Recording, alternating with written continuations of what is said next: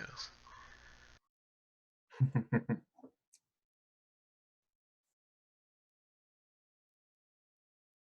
Is it going now? I am not sure yet. Me either. Well, I'm just going to start talking and say, hey everybody, it's Doug from Nerdarchy, for Nerds by Nerds, and today I am hanging out with Ryan Service from 2C Gaming. They have a new Kickstarter that just launched less than 24 hours ago. It's the Total Party Kill Bestiary service. Oop, and I have to mute my tab because I don't want to hear myself. So how you doing, Ryan? I am pretty good. How are you this morning? Awesome. Yeah, we got caught up talking nerdy before we even started, so we didn't want to waste all the juice and save it for ourselves. So Total Party Kill Bestiary. Let's hear the elevator pitch on that. Yeah, so like a lot of people, we like making monsters. It's a very popular pastime in fantasy tabletop gaming, and we have a lot of experience writing monsters and running games. So we were very familiar with all the different experiences people have playing against monsters. And what we came to realize was over time, like, Monster Manual, 85% of the monsters are for CRs 10 and lower. And then if you are a level 12 adventuring party, you're basically going to be fighting an endless parade of demons, devils, and then dragons, and more or less not a whole lot else. On top of that, most of your opponents are going to be legendary creatures, so you're going to have legendary actions. And if I were a DM and every other monster I presented was a legendary creature, I think my players would start to think that legendary didn't mean what they thought it meant anymore. That's a good point. Yeah, so we said, well, let's try and make some monsters that aren't legendary, that are really hard, right? That are really interesting, that don't get beaten by just banishing it and then readying an action for when it comes back and then beating it to death with your ready to action, or force caging it and then just laughing as you shoot it through the bars. So we created. But you're the good guys. Yeah, right. So we created a couple monsters, which if you check out the Kickstarter, we have a promo of our first set, and we're going to be releasing more. And these monsters are designed to be super dangerous, because most people who've been playing 5e have been doing so for a while. So you guys have gotten pretty good at the game. And the regular monsters are probably a little soft. Even Wizards has said that, and that's why like Volo's like ramped it up a little bit, and this is like even more of a ramp up on top of that. So these monsters are going to be very dangerous, but on top of the danger of the stat blocks, you're going to get a lot that comes with it. So as a DM, when you open this book, you're going to say, okay, so like these are going to be my serious business encounters for the day. What can this book tell me about them? And it's going to say like, here's their ecology, here's like their lore, here's like the relationship with the world that they can be in, here's like potential treasure you can get by harvesting their bodies and like doing interesting stuff with them. So as a DM, you don't just like, here's a room, deadly uber monster, right? Like you can introduce it. So one of my favorites that we're working on are these like vermin dragon hybrids. Some mad wizard combined them into two, and there's this like giant centipede like dragon. They do. Yeah, this giant centipede dragon thing that's just an absolute animal. It's going to be like a CR 22, I think, what it's done. Oh, geez. Right. Yeah, it's going to be crazy strong.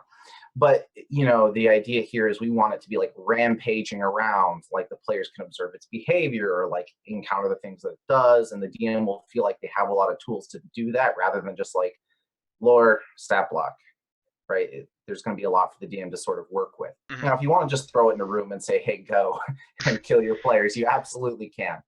But we wanted to make a DM feel like the running high level encounters wasn't as hard as it seemed. Because I know a lot of people are sort of like, I don't know, I have enough trouble with like level 5 characters. Yeah. It's not as bad as it seems if you've never run high level games. And then we also wanted it to feel like, that this wasn't just more stat blocks. Like lots of people create great stat blocks, and we wanted to do something a little bit different to give people a cool option. Yeah, just and the way people play these days too, just like more kind of slower paced in a way, and narrative, like having some creatures like that. It's like you could have, you could play for several hours probably if you just picked up one of those monsters from the way you're describing it, and like, okay, like this is how it operates in the world. So just like describe that scenario. It's like players should probably take a couple hours just dealing with that, especially if it's a creature where if they're just like, it's a monster, we'll go kill it, and like you said, they're dangerous. It's like like lays the smack down on them. It's like, okay, this is a bigger problem than we thought. Is that kind of the intention? Like, Hmm. like, that not surprise factor so much, but just like reminding the players like it's a deadly world because it's like just because there's a big monster doesn't mean you can beat it, and so they might Yeah. beat it off and then come back later and try to figure out how to beat it. Yeah, well, a lot of our inspiration came from the monsters of older editions. And when I say like inspiration, don't mean like, the fail constitution save, get absolutely wrecked, right? Like Save or that, suck. save or suck. Like we were staying away from that. The spirit of the monsters is still very much in fifth edition, and that, like, they're not going to kill you in one hit, but if they're going to do things that if you don't adjust your strategies or like play according to the monster strengths and weaknesses, you're going to get destroyed. Mm-hmm. But one of the things we loved about a lot of the older monsters was there's a lot of character to it. One of my favorites was like a cloud ray, which was a giant manta ray that flew in the sky. And it was this like CR-17 thing that flew around and basically never hurt anybody and ate cows. But if you wanted to attack it, you could. And like that was really cool to me. So we definitely wanted to encourage a DM to feel like the world of their game is filled with these like uber dangerous things. They're just very rare, or like people just will pack up their entire town and move somewhere else when one shows up, rather than be like, heroes, please save us. Like they know most heroes can't handle it. They're just going to leave, right? Things like that. So these real like powerful, interesting creatures that can help shape a world, can help define it, and can at the same time be like really interesting and easy to run encounters, even though they're very high level. Yeah, that was something that caught my eye. Sorry, I was reading the chat real quick. They said there were some technical Mhm. problems, so I was like, "Hey, man, be lucky it's streaming at all, folks." I just hit the button. I didn't set any. I'm total novice here, but one of the things that I noticed just looking at the Kickstarter that seemed kind of cool, like sort of related to what you were just saying there. It's like Mhm. these high level creatures don't have to be epic villains with these intricate plots. It's like no, sometimes there's just like a giant burrowing thing that's is Mhm. like you think of like Ankegs or something. It's like yeah, you can still have those same kind of encounters and have them be really challenging at high levels. It seems like there's a selection of monsters in the TPK Yeah. bestiary that would fill that bill. Yeah, well, in a world of magic and fantasy, not everything fits into a perfectly ordered and rational world. Our sort of design philosophy for 2C gaming in general is like game logic first and like world logic second, Mm-hmm. right? Like my favorite example of this is in my games, I always have a laundromat at any city because thaumaturgy is a cantrip and it allows you to do laundry. And in my mind, like no one's stupid enough to be like, well, maybe I open the laundry, like one silver, I'll do your laundry, one cantrip, we're done, right? So like game logic before world Mm-hmm. logic is a lot of what drives our design. So these monsters, it's the same thing where we think these are interesting in a game. Would it make a lot of sense if there was a giant centipede dragon that basically tore everything up whenever it came across something? Maybe, but you'd have to work really hard. Mm-hmm. More importantly, though, does it present an interesting game opportunity, right? If this is just here, the players might be like, well, where has this thing been, these past 100 years? And it's Mm-hmm. like, well, who knows, right? It's a world of magic, maybe That's magic the and DM fantasy. trick. Then you get the players to write the adventure for you. It's like I just thought it was a cool monster, but yeah, sure. If you guys want to make several investigations into where it came from, we can do that too. Yeah.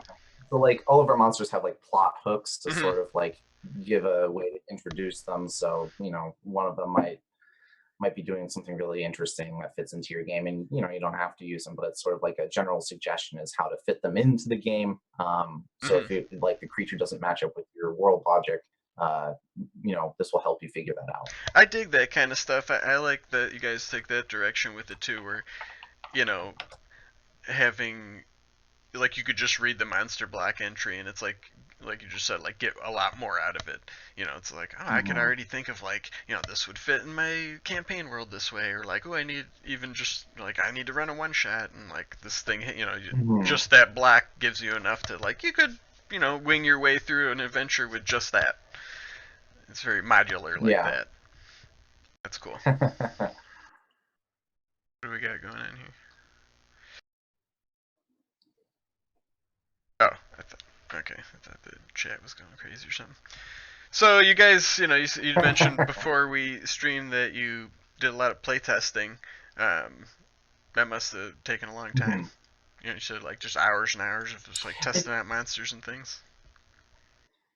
yeah, it definitely does. We have a list of things that we know players like to do with all our experience running games at conventions and Adventurers League and things like that. Mm-hmm. We've seen most of what players are capable of and what they enjoy to do. So, for example, like we knew that if you have a high level monster, it probably needs to be decent against things like Banish or Force Cage because sure, you can have a game where your players don't do that, and if the case, like, bless you, thank you for not making your DM's life so difficult with that.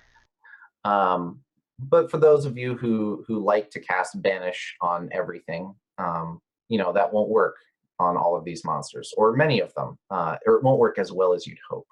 Do a lot of people? A Like a lot of good people do example, that, huh? Banishment. You yeah, mentioned that a couple times. it's It's like I very hate that common. spell. Well, it makes things make a charisma save, and if they fail, they're gone. And then by increasing the level, you can target more things with it. So Really? you Oh can yeah, that's you right. can banish an entire town. Yeah, it's really brutal. And then the whole party readies in action Yeah, as soon right. as it reappears. There's And it's like a right. minute too, The doesn't it? encounter's Last a usually minute. over by that. Yeah, and it really like breaks the flow of the game, and it is a Yeah. very clever maneuver, 100%. But we present interesting alternatives. Like for example, like one of our monsters, when you try to banish it, it doesn't get banished, but it takes like 1d10 force damage Okay. per level of the like effect that attempted to banish it. So like your spell, if you cast a fourth level banishment, will get some mileage. You'll deal some force damage, but like it won't poof it. So we Yeah. don't just say like it's immune to your favorite thing. Your favorite things won't work as well as it's hoped in a That'd lot be of kind of funny cases. in a Um, tongue-in-cheek monster like that, though. Like one of its features is like immune to your favorite thing. It's like whatever the party does a lot, it's immune to that. It heard about you. you know that thing, you like to do. Forget it. It doesn't let you do that. Forget it. It's adaptable like that. No, but yeah, and a lot of other things too, like monk flurry of blows, stunning fist spam. That's very common, where Mhm. like a monk will flurry of blows on each hit. They'll be like stunning fist, stunning fist, stunning fist. Most things aren't immune to the stun condition because it's like I think it's mostly implied to be brain damage. So if it can be knocked unconscious, it can usually be stunned. And then your stunned enemy just gets absolutely destroyed, and it's hard to fail three say or succeed on three saves against stun. Mm. Even if you're a legendary creature, right? Like that's going to blow through the legendary resistance Yeah, pretty quick. And getting stunned is usually pretty brutal. it's a death sentence basically. The, the paladin runs forward and says, "My time to shine," right? And then rolls While the three critical rogue's hits and smite. sneaking up behind him too. Stab, stab. Yeah, so we've seen a lot of that, and while we think that's cool that players have those really dominant and powerful strategies, we think that like the threats need to evolve a little bit to help deal with some of that. Mm. Um, Well, now you guys also done the epic level handbook. Is there creatures in there that would challenge those characters, like those epic? Yes, yes and no. So for our Epic Legacy 5e Epic book, we have a system in there to take any non-epic monster and pump it up to epic Oh. levels by a system of basically affixes you add to the monsters. Mm-hmm. These monsters will certainly be very good to do that to because they're going to be strong, and it's easier if the monster's like closer to, like, if you take an orc and you give him, he can be a CR1, you could make him an epic orc, but it's going to take a lot more work than if you did it to like a Glabrazu Mm-hmm. or some other, more powerful creature with a little more going on there. Right.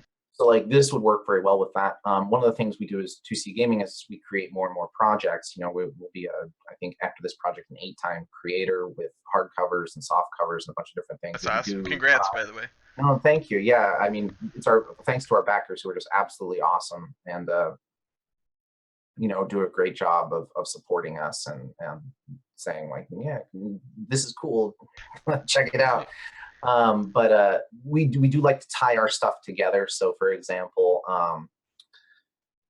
the lore we introduce in our epic book and sort of like these concepts are going to be mentioned.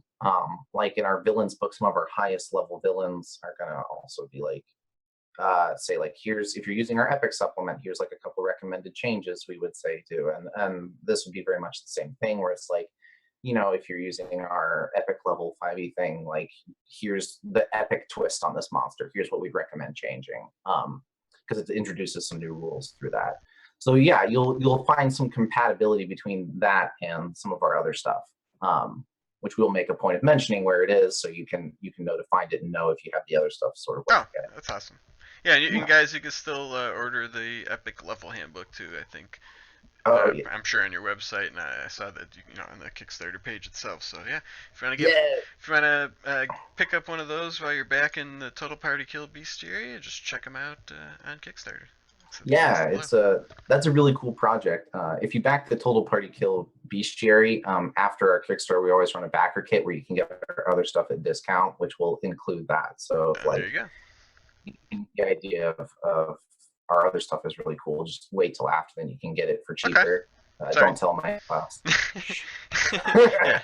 Don't tell anybody. It's just you folks in the chat now.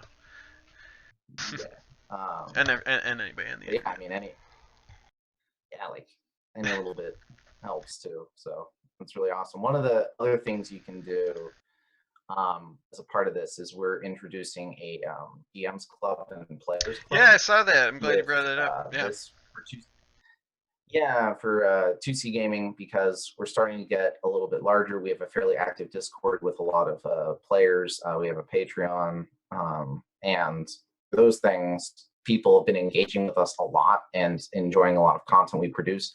Like I said, we started off being professional DMs, and we still like doing that. So what we're trying to do is take our professional DM experience and then also the content we're creating and merge them into one thing, so people can play with us, and then they get listed as contributors on some of the things, like if they make writing contributions or balance contributions, or like give us like really meaningful feedback on some of our stuff, or just enjoy playing with us and like want us to help create new things. One of the things we found is we don't have a monopoly on good ideas. The more we talk to like our backers and our supporters and our fans, we find that they have really cool ideas that we want to hear about. So we're making an effort to like do a groundwork with our community and make sure that if they want to be a part of something, that they have the opportunity to do so, and that we work with them, because we think that that's really cool. Yeah, we kind of do the same thing with their website, and I know what you mean. It's like there's just so many creative people playing these RPGs. I mean, people just send, they'll contribute like an article or something like, this is pretty freaking neat. Like, it's well written and everything, and just interesting and unique, and we get a lot of stuff like that. So it's very cool to see that creative, sharing that creative collaborative space with your fans and community. Yeah, and it's almost too much to keep track of. Like every time, someone's like, "You ever thought about doing this?" I'm like, "No, until now," and I'm like, "Give me my whiteboard, like writing that." Just trying to say yes to everything. The to-do list that never shrinks, does it? It just keeps getting longer. It just keeps getting longer, and a lot of these monsters are inspired by like games I've run for people through our Discord, just like ad hoc. It's like, oh hey, yeah, let's do a game, and then I'm like, oh, I'll make some monsters for it. The next thing I know, I'm like, okay, so that monster went really well. We should probably do saving that stat block, putting it in the increasingly large file. We'll come back to that. And a lot of these are sort of just like products over time of that, just by virtue of us running a lot of games. We ended up making a lot of monsters, and we just picked our best ones, and we're like, let's do something with them. Awesome. Hey, and then for anybody, you often hear that, like, I can't find anybody to game with. There's an opportunity right there. Like I said, play testing or just pick up games. So go check out 2C Gaming's Discord and find some gamers to play with. Yeah. Yeah. The convention. We run a ton of games at conventions. Like, so that's pretty. How big is the team of people there? Because I'm just thinking, like, well, if you rented out a booth and you're running games, you'd have to have like several people, on hand at the convention for the weekend. Yeah, well, we have a core team of 3 people who are full time. Okay. And then we have artists, a team of artists and editors who we work with by commission. And then we have a bunch of people who are super chill, and when we're like, please help, we're overwhelmed with stuff we need to do. They're like, they answer the call and come and help us. And those people are absolutely fantastic. So yeah, like when it when we were doing, for example, PAX Unplugged, and we're running our Epic Games and our Let's Kill Strahd tournament and a bunch of other stuff. Like, you know, we had a whole arsenal of people, and it still wasn't enough. It was like we had 8 people or something, and people were just so into playing D&D, we couldn't keep up with it. It was amazing. We never believed such a thing was possible. I'm sorry, you said that was at PAX Unplugged? Mm-hmm. Yeah. Yeah. Because what other conventions you got on the slate this year? Anything coming up or planned out already? Not a whole lot this year. We used to do OrcCon and the Strategicon OrcCon. It's like a 3 times a year convention in LA.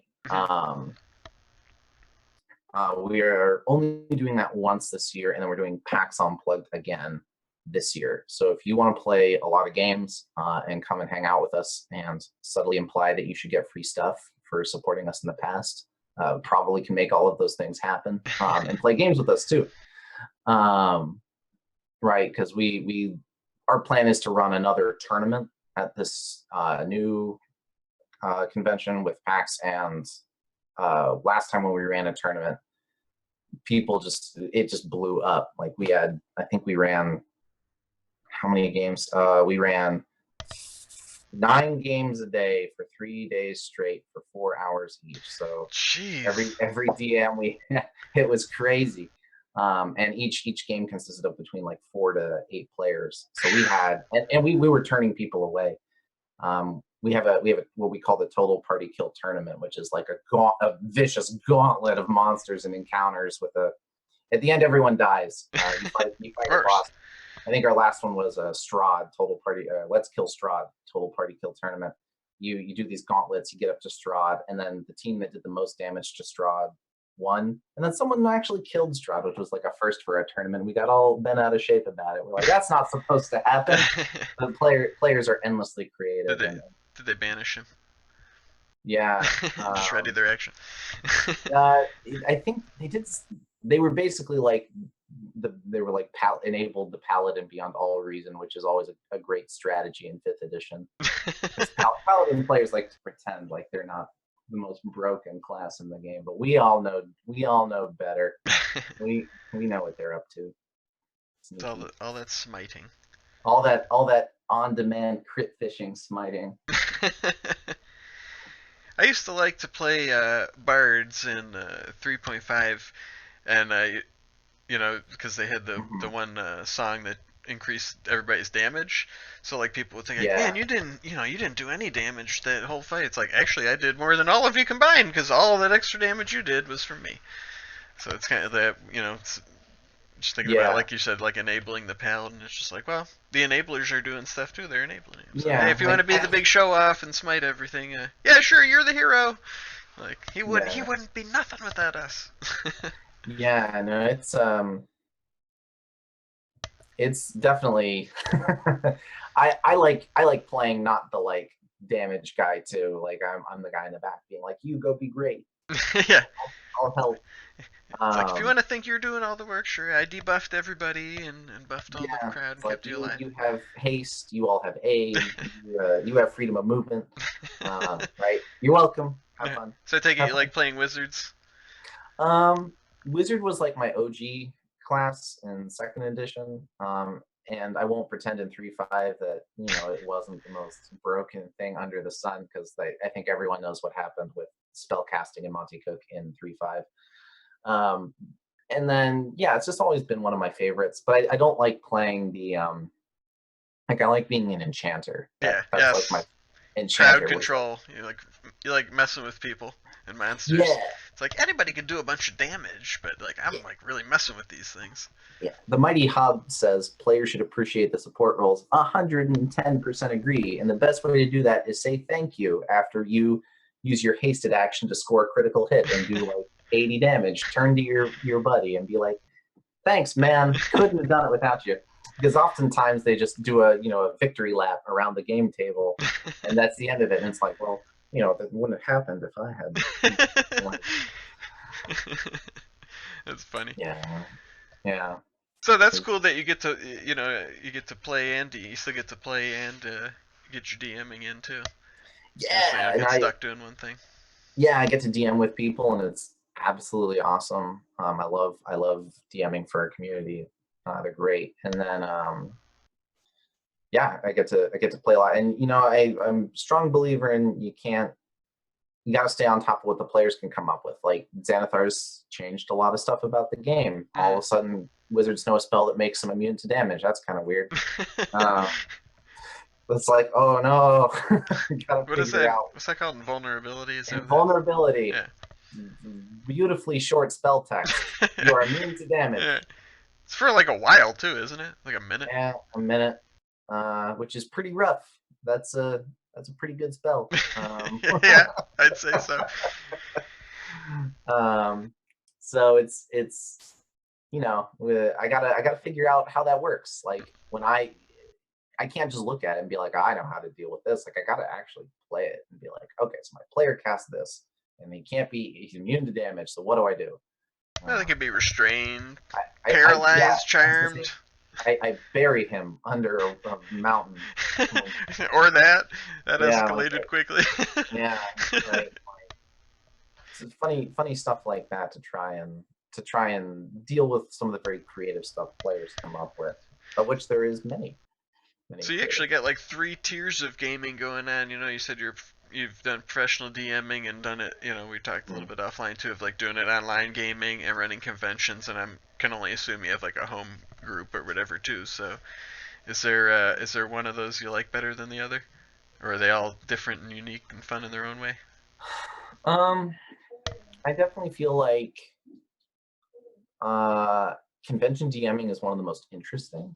Like, just because it's so quick, um, and also very interestingly, it's surprisingly high quality. In terms of like most players who show up know what they're doing. They know how to play at a table. Like they're very sociable with each other, and they're having fun. Like it's usually a rip roaring good time. Like Mm-hmm. a lot of laughing, a lot of it's very very joyous. It's also very quick, so there's not a lot of like mystery or No, you taking don't get a time. whole Like, lot done at a convention game, yeah, like in it's the usually in the like adventure. it's just like thing's dead, run run run run run, next kill the thing, thing is killed, right, and then you move on to the next thing. Mm-hmm. And then sort of like professional DMing is really interesting because when people pay you to DM, it's really important to figure out what kind of experience they want. Mm-hmm. Yeah. Because it's probably a controversial opinion for some people, and I'm not saying there's a right or wrong way to do this, but for me, it's not about what you can create specifically. It's you got to really figure out what they want, and sometimes that Sure. involves like without them even telling you, right? Like you got to sort of infer. Mm-hmm. So I spend a lot of time like whenever I'm doing stuff like, hey, there's a chance this might come up. How would you feel about that? Like I never started a paid DM game without figuring out exactly how the party would feel, or at least get my best estimate if I TPK them, right? Mm-hmm. Like because depending on the AP, that would make people furious. I was Well, I running guess a your products are called TPK, BC, yeah, so it's like you gotta kind of know what you're getting in for. But yeah, yeah, to your point, yeah, of course, yeah. should Like know. I was doing a paid Pathfinder game once of the Kingmaker AP. If anyone's familiar with that, you build a whole kingdom as a part of it. You're exploring this uncharted territory, and you sort of build a civilization. And if you if you destroy that civilization or damage it enough as the DM, because you can, the AP recommends if the kingdom starts collapsing, it might just be best to let it collapse and start over. And that was literally like 30 hours of management. So when the kingdom was starting to fall apart in my game, my players were clearly going to be pretty done with it if it actually fell apart. So it was sort of like, as the paid DM for this, I don't want that to, just cause the game to collapse. So I talked with them and we worked out like what we thought was a fair solution to prevent the whole kingdom from falling apart. Like it took effort and work on their part, but running it as written, the whole kingdom would have fallen apart and everyone would have been super pissed and basically hated that AP for all time and felt like they wasted their time. So yeah, like I don't know, they're very different experiences. And then sort of like as a designer looking down on all of it, I have to think about like, is this good? Is it bad? What was it intended to do? That's the big thing. So the stuff we make for conventions versus for our adventures or monster books changes things up quite a bit. Figuring out what the intention is. Hmm. It's like these TPK monsters, right? We don't have to worry about them being insanely powerful because that's the point. And we provide the DM with a lot of context for how to use them. So, if you don't actually want them to TPK your players, they don't have to. Could be fun though. Give it a try. See what you like. Yeah.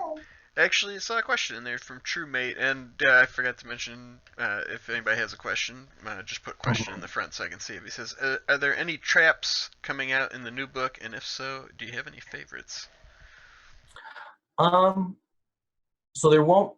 If you're referring to our trap compendium book, where we have a system for designing and building traps, um, chances are there won't be too many in there. If we have a monster that likes to build traps, and I'll be honest, now that I think about it, I think that would be pretty cool if, like, the party's adventuring through a dungeon and they come across a corridor they've been through before, but suddenly there's like traps in it that they either already disarmed or like weren't there the first Mm-hmm. time. That would be really awesome. Um, we would definitely use that system. Also, I definitely like trap type monsters. One of my favorites from older editions is called a tunnel terror, Like which is ambush type basically, monsters. yeah, well, Yeah. it's like a tube, Okay. right? And it blends into the cave wall, so you sort of like walk into it, and then it just like, uh, which is awesome. And that's definitely like a trap in monster form. Yeah, there's a lot of Uh, those cool old monsters. Like, what was the one in first edition? I remember the picture of the monster. It was like the floor, but it was just like it looked like stone cobblestones, but it would just like whoosh, come a trapper. I think it was just called a trapper. It would just yeah, it like was just lay. called Yeah. a trap or Mm-hmm. straight up.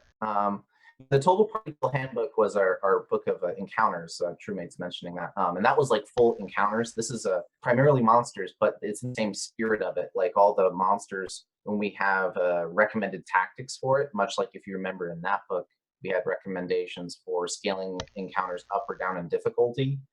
This will have the same thing, but like that book, it will involve not changing any numbers. It will be sort of how to use this thing. So, for example, like if you were running our giant vermin drake creature on the cover, the big centipede looking one, we would Yeah, that say thing like looks this cool as hell. creature should, yeah, dude, that I love that cover. This should attack with surprise, right? Or it should the party should be surprised if it like bursts out of the ground. Mm-hmm. Um, we're gonna give it the stats to do that. Like it'll be good at like hiding and waiting for enemies, but be like, if you want this thing to absolutely wipe the crap out of your players, we're not going to say give it a +10 bonus to its attack and damage. Like that's paperwork for the DM, and we're not about that. We Yeah. want things to be easy to use, and highly effective, and that's like the guiding principle behind that.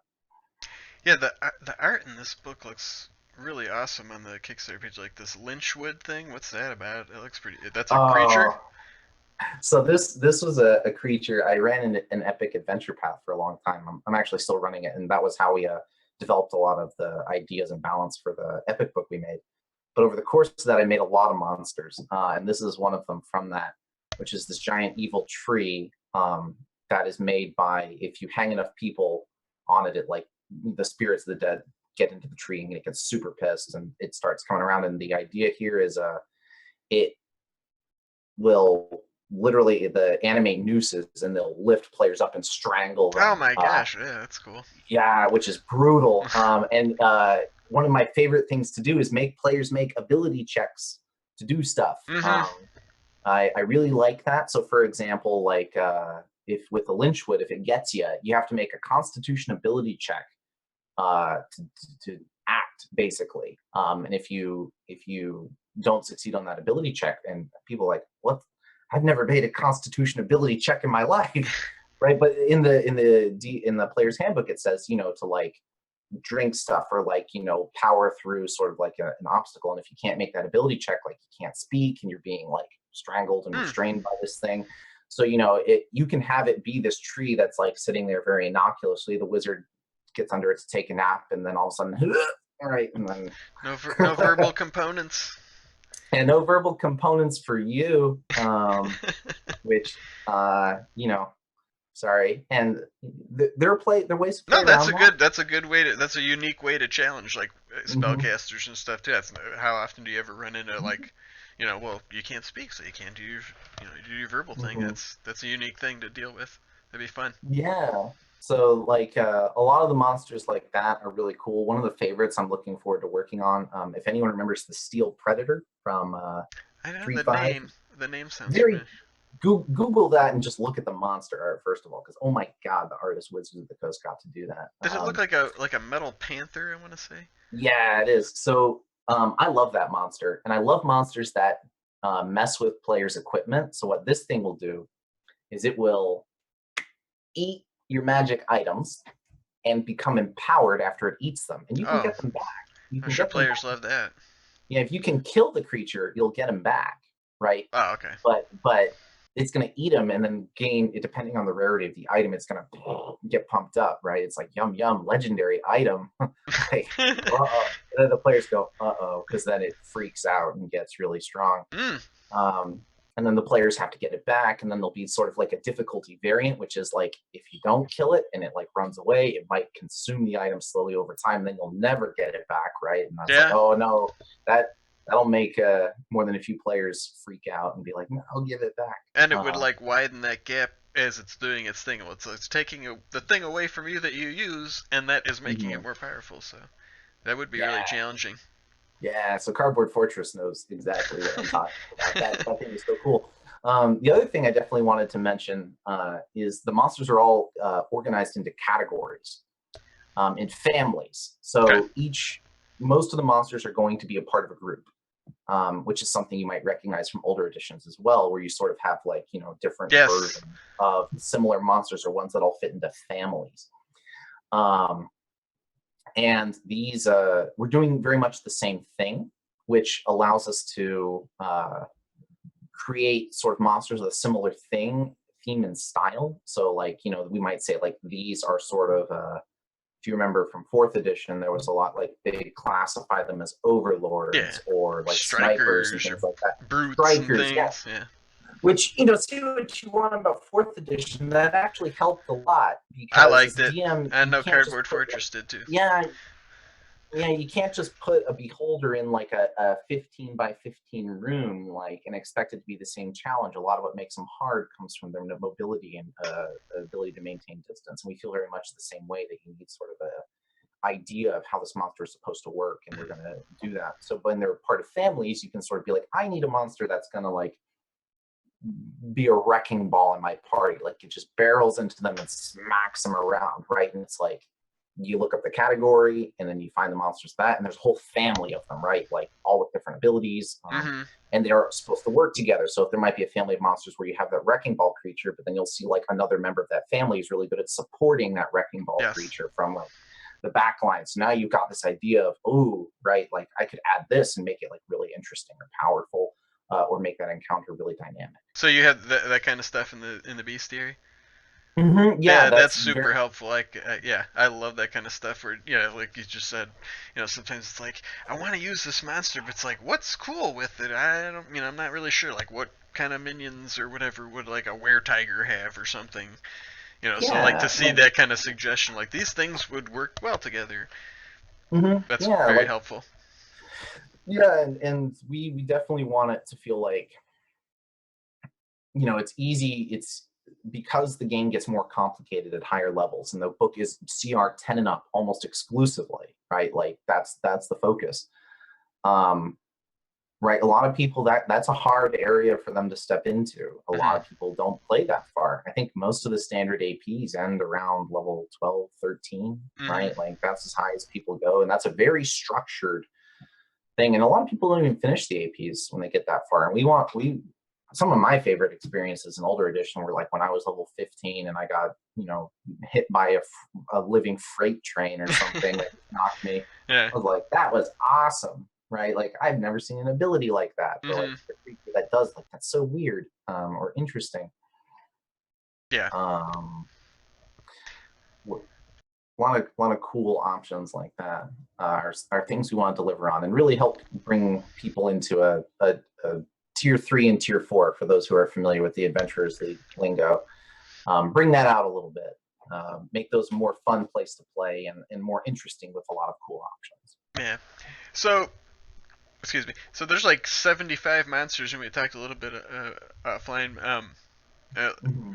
or 75 plus monsters, right? And you said most of them are brand new original creations. That's pretty awesome. And you'd mentioned like how they have like the family of stuff. Are there groups of your own unique monsters that are like that, or Mm-hmm. in this book? Yeah, so the cover is the vermin drakes, Mm-hmm. and those are actually my design. I came up with them, and I like the idea of, if you're familiar with the norms, which are an older, weird, like primal dragon. I really liked it. They were savage, brutal, and vicious. Like you couldn't really negotiate with them. You showed up and they're like death.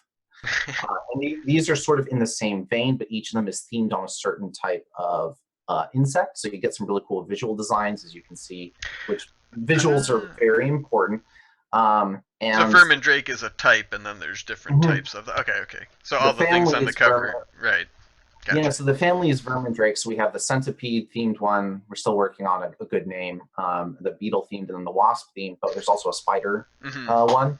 And the idea is a wizard will have, I think the plan is an evil druid gets his hand on dragon Oh, that's a eggs and nice creates twist. these Yeah. like Sure. these true breeding dragon minions, basically like beasts, Okay. and that's what they are. And they're going to be like one of our really high level bad guys. Like each one is going to be super brutal and really tough. Um, The and art really evokes we that. also I must say, not to. Sorry, I'm sorry. Cut you off. yeah, go for it. Go I was no, just go gonna for say, it. like, it really conveys that sense. Like, you think like, well, when you're just a dude essentially with like a foot long blade against the thing that's like 30 feet long with like an armored carapace. It's like that looks pretty dangerous. Like, really, it puts it in perspective with the art. It's really great art. Yeah, so we have a couple rules for dealing with monsters larger than gargantuan, which we will share because we think that there's some cool ways you can make those work, like if they're really long or really humongous, giving them special properties that help them. Because it's kind of weird when you uh, grapple if you make yourself larger and then grapple a thing that's like 100 feet long. It's Yeah. like what? Um, How are you even? Yeah, it's like how do you even how have a does grip on that? how does that work? So yeah, like for example, these vermin drakes are all part of a family. They're all going to work very similarly in terms of like their approach to combat, which is going to be like they hit really hard. They're really relentless. They're really brutal. Um, and they're sort of like these big like monsters you throw into a room and they start kicking your players around and slapping them for huge amounts of damage. They're going to be very physical, very visceral It looks like it's type got enemies. a malevolent intelligence on its face too. Are they like low intelligence, or do they have like a kind of animalistic cunning, or what? They're like middle of the ground. I It's a was gonna say, cunning. yeah, I don't know. Just the art makes me think like it's not just a bug. Like that thing looks like it has intent. Yeah, it's notable that the warlock in the bottom right has just realized what's happening on the left side of the picture, where the other two are focused on the Yeah, dude on the like right. So that's guys. the idea. There was to evoke. Yeah, the idea there was to evoke a sense of like one is attacking from one side very Yeah, yeah. deliberately, and the other is attacking from another side very deliberately. Like they work together. They have an element of cunning to them. Okay. And yeah, like we wanted to make sure that the monsters in here also represent a diverse pool of them. So like beasts for druid players who are looking to turn into things, like definitely like more of those. Oh yeah. Dragons and elementals. Like I Yeah, love I saw that elementals. So Archon elementals. That art looks dope. yeah, so the elemental archons are cool. Like we really want to make it feel like, you know, there's a lot of different things going on in there in terms of monster types, Hmm. like fiends, especially celestials, underrepresented. Gonna have to get me some more of those. Love me some celestial. Um, yeah, I think we have some questions. How did he just suplex the train? That's a good question. Yeah, and then Cardboard Fortress, I think you had answered this, but just in case Mhm. there's anything else you want to say, he says, I always liked the 4E monster book for the Nentir Vale. It laid out a number of enemies in a group or region together, so a dragon and its minions together. Do you do anything like this? And he is also the one who asked, did he just suplex a train? So when we talk about a monster's ecology in the book, we're going to say like what it sort of readily associates with and what it likes to, to do.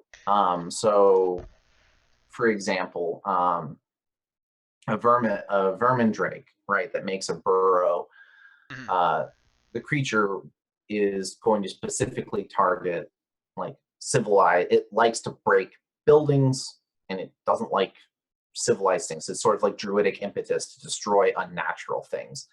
But that means, you're going to get a lot of like scavengers that like to live in the domain of a vermin drake. So we might say like, this is a great monster to put in an area with a lot of dangerous wilderness animals. So, and there'll be like some suggestions on things to add there, right? Or like, you might even have like a colony of lizard folk that can live like perfectly fine, 2 miles away from the lair of a vermin drake, as long as they make sure to stay out of the way, because they don't make anything that isn't made out of like, stuff you can find lying around.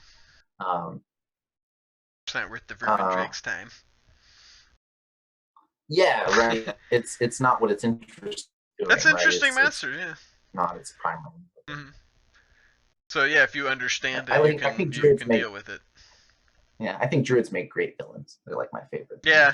Yeah, there's just something creepy about it. You think like they're all natural. It's like, but what about if nature was evil? Like, ooh, can't escape nature. We had 2 questions in a row. Here's one. This is a pretty good question. As a writer, I'm interested in this myself. From DM Don C. Carasso. How long has it taken for you to write this book? Well, it's not done, definitely. But a lot of the writing is a labor over time of DMing and then making monsters, and then realizing that some of these monsters have a lot of potential and putting them aside, and then refining them in an editing process and a sort of looking us out, figuring out what works, what doesn't work, and how we want to flesh out things we've done. So I would say like overall the monsters we've been putting together have been getting added into a sort of general collection of writing over the past 8 months. In terms of fleshing it out, one of the big things that's going to be time constraints isn't so much the writing, but actually putting these in front of people, like people who join our DMs club or players club, giving them to DMs and saying, let us know how it goes, right? And they run it and they come back to us and be like, the vermin drake one shot like the fighter, and you're like, using this, like I did this. Then you did it right, right? That was, yeah. It might be like, well, we didn't want it to go that hard, right? Like we wanted it to be sort of chill. I gotta know now that so like I don't want to spoil anything or if you don't want to reveal, but like what kind of damage are we talking that this thing could do in like one shot? That would be like a deadly threat to a high level character. Yeah, so one of the unless you don't want to spoil it, then that's cool. No, it's fine. In terms of damage numbers, my general rule is you can't do more than half of the maximum hit points of the toughest person in the party, as a general rule. Because usually somebody's got a D10 or a D12 and a high con score, so like they have a lot. My general rule is you can't do more on an average hit. Right. However, I am very open to the idea that if that player makes a mistake, so for example, one of the vermin drakes, the wasp one of the abilities we have is when it stings you and it poisons you, instead of giving you the poison condition doing poison damage, it makes you vulnerable to damage. Ooh, to all damage? To or poison damage. Physical damage. So like bludgeoning, slashing, piercing. It makes your body like really like easily injured, like it corrodes your internal structure. So the next time you get hit, right, until that poison is gone, it's going to be really rough. So if you're a barbarian, like, hey, maybe you can handle it, your inherent resistance. But if you're like if you're a rogue and that happened and you're like, I'm fine, I'll just keep stabbing this thing, and then right, like that was sort of your call. One of the other things we like to do is telegraph to players sort of what is about to happen. So one of my favorite ones for creatures with breath weapons is to give them an ability where they take a deep breath. And that is the universal sign for it is about to do this, but it also is going to make its breath weapon stronger. Oh, nice.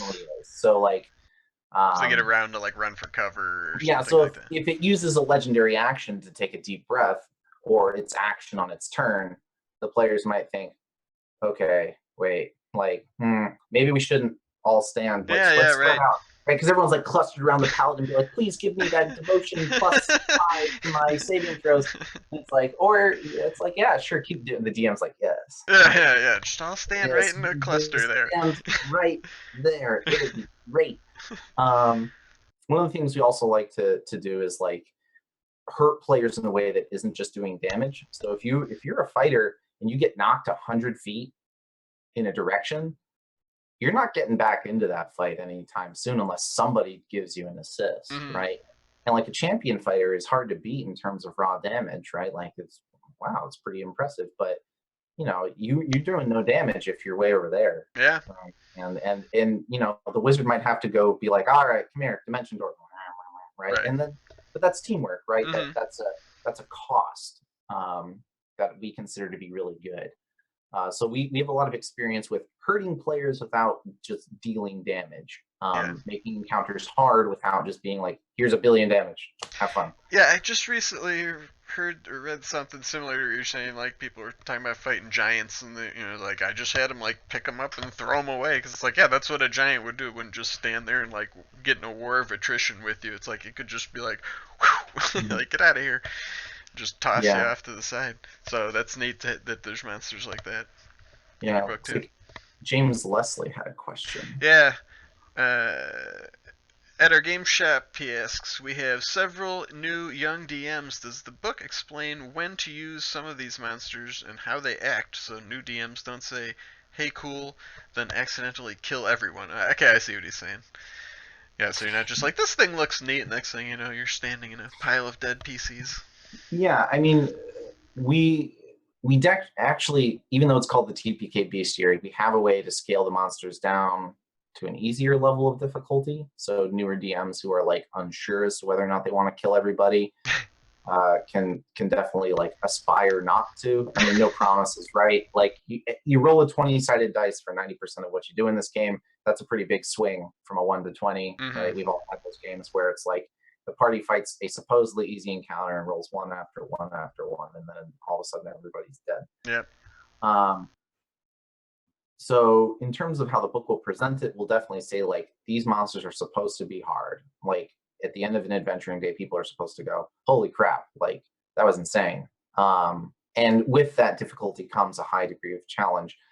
Um, and to a new DM who's picking it up, I think the book would say it would have a fairly big like warning sticker at every opportunity, sort of Yeah. like, make sure if you kill everybody that that's something that your game is okay with. I think it's more than safe to say in the forward we're going to say like a TPK has been a D&D staple since first edition, where you brought multiple character sheets to a single game Mm-hmm. session because you knew somebody was going to die, right? Like it didn't matter. That was how the game was played. And even in third edition, right? Like Yeah. it's fairly normal. So as a player, you're pretty, you're pretty comfortable with that too. I'd imagine if you're making monsters like that, like yeah, I love my characters just as much as the next guy. It's like sometimes adventurers die. It's a dangerous world you live in. It's like Yeah, we definitely respect the fact that new players who are newer to D&D and 5e don't come from that same tradition of the party's all dead. Like no big deal, right? It was part of the fun. mm-hmm. So yeah, we will have suggestions of sort of like if that's your group who's like we're all dead, that sucked, right? Like fair enough, right? Here's some recommendations for how to deal with it. Here's some recommendations as to like how to approach that with your party. Like I'm always of the opinion that you should know how your players would react to being TPK'd on an average experience whenever you run a game. Mm-hmm. So DMs, if you've never had that conversation with your players, unless you already know, right, they're your good friends, it's worth asking, right, just to see how people feel about it. I guess I always just assumed, like these fantasy worlds are so dangerous and there's so many monsters and stuff, right? That's Mm-hmm. like, even if like you're on this, your party's on this quest to like solve this great evil or whatever, it's like, if they die, somebody else will do it, or even if you succeed, it's like there's another evil power like two kingdoms over that's threatening the Mm-hmm. universe. So, like when Yeah, your as characters always, die, it's like, yeah, it sucks for like 5 minutes. You're like, ooh, I want to try making this kind of character now. there's always something around the next corner. And you Yeah. know what? For the most part, I find players are okay with that. Like when I ran the Kingmaker Pathfinder AP, it was like they were exploring the wilderness, but the wilderness conveniently always scaled by level, no matter what direction they went in. It was weird. It was almost like everything they ran into was perfectly tailored to be something more or less in their range of defeatability. Mhm. And if the group of third level adventurers had run into a purple worm, it would have been very realistic, but it also would have been pretty like ah. So this That book, could happen though. If you could set off from mhm, town to rescue the blacksmith's daughter, and purple worms like eat the whole yeah, party. Make and good characters. end of your day for you. So like Sorry, one of the things, blacksmith's daughter. yeah, one of the things we're hoping with these monsters is that as a DM, you can sort of like let the players know they exist, Mhm. and then the players can be like, I don't want to deal with that just yet, but we're going to put a pin in that and come back in a few levels and deal with this problem to sort of make things feel a little alive, and that like wherever you go the world doesn't form around you, that there's sort of the things the Mhm. DM can put that are already there.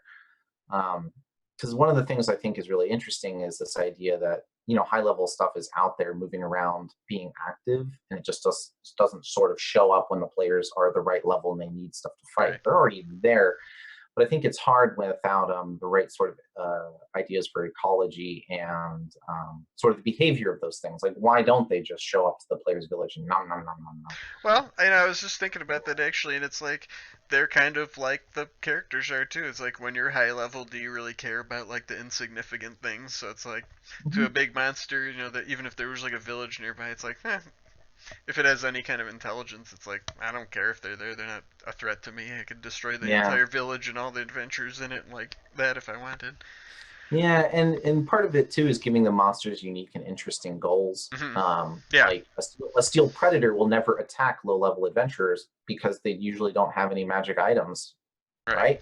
This is like a perfectly sort of like game logic created creature where it will never, if it's a challenging creature, it's never going to just attack people who are like level 5. It's Yeah. going to wait until they're level 10 and have a +2 sort of fun happiness, and then it's going to eat it and take their happiness away from them. Um, I did see another question coming up on the hour mark, but I was interested, and you kind of touched on it too. More celestials. What celestials are in the book? In the monster manual, there are just so few. Do you have some celestial creatures in yeah, there? I have ideas for celestial creatures, and more than a few that I've used. I really like celestials. I'm a big fan of finding good reasons to fight good creatures in a campaign. I Hmm. think good and good can fight just as often as evil and evil. If you ever need evidence of that, watch Captain America: Civil War. Great movie, example of good fighting good. Um, Not that I'm going to make Iron Man, but I think one of the things I would definitely like to do is introduce a family of Celestials. I really miss the old Archons and like Cardinals from older Hmm. editions where they were sort of, there was teams of them. We would definitely like to introduce more like that.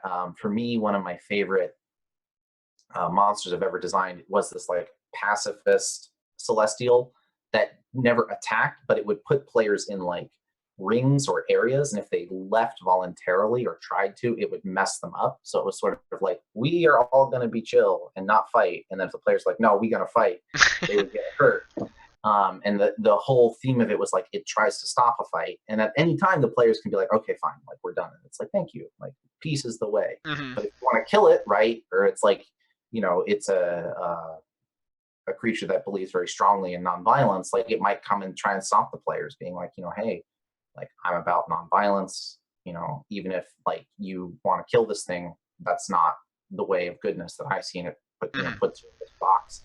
You're like, well, I'm leaving this box. And it's like, well, I mean, I'm not hurting you, but if you, okay, go for it. And then So that's one of the creatures in the book. it's one of the ones we have in our sort of library Oh, of, okay.